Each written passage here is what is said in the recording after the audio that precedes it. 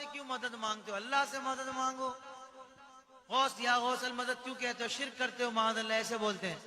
میں نے کہا تم 15 والوں کو مددگار بولو تو کچھ نہیں.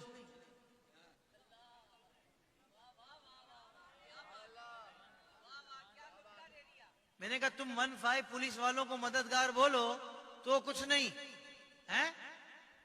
قرآن کی بات بتا رہا ہوں. اللہ قرآن پاک میں فرماتا ہے فَإِنَّ اللَّهَ هُوَ مَوْلَاهُ وَجِبْرِيلُ وَصَالِحُ الْمُؤْمِنِينَ. بے شک اللہ مددگار ہے اور جبریل اور صالح مومنین. کون فرما رہا ہے؟ اللہ فرما رہا ہے. معاذ اللہ کیا شرک کی دعوت دے رہا ہے؟ معاذ اللہ ثم معاذ اللہ. ان جاہلوں کے عقلوں پہ پردے پڑے ہوئے ہیں. ارے بابا کہتے نہیں ہم جو مددگار کہتے ہیں 15 والوں کو مطلب وہ ذاتی مددگار نہیں. مطلب ابے ہم بھی تو یہی بولتے ہیں. اللہ جو مدد کرتا ہے وہ ذاتی مدد کرنے والا ہے. اس کو کسی نے مددگار بنایا نہیں ہے. وہ پہلے سے ہے، ہمیشہ رہے گا. اور اللہ کے بندے جو کرتے ہیں وہ اللہ کی دی ہوئی طاقت سے کرتے ہیں. اللہ باذنی. ہاں باذن اللہ. بولو سبحان اللہ. اللہ کے اذن سے کرتے ہیں. بولو نا سبحان اللہ. اور یہی عقیدہ ہر سنی کا ہے کہ نہیں؟ الحمدللہ.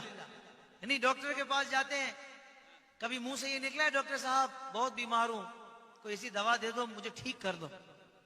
تب کسی کے ذہن میں آیا ہوگا یار ڈاکٹر کو بولتا ہے ٹھیک کر دو، ٹھیک کرنے والی ذات، شفا دینے والی ذات تو اللہ کی ہے. تب ذہن میں نہیں آتا. کیوں؟ کیونکہ پتا ہوتا ہے ڈاکٹر دوائی دے گا، شفا اللہ ہی دے گا. ہاں شفا اللہ ہی دے گا.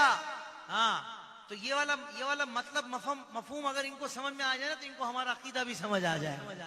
ہاں بولو سبحان اللہ. یہ تو اللہ کا شکر ہے سنی سمجھدار ہے، جبھی تو سنی ہے. ان میں بھی سمجھ آ جائے تو سنی نہ ہو جائے. زور سے بولو سبحان اللہ. اب ہر بندہ بولے یا غوث المدد یا غوث المدد.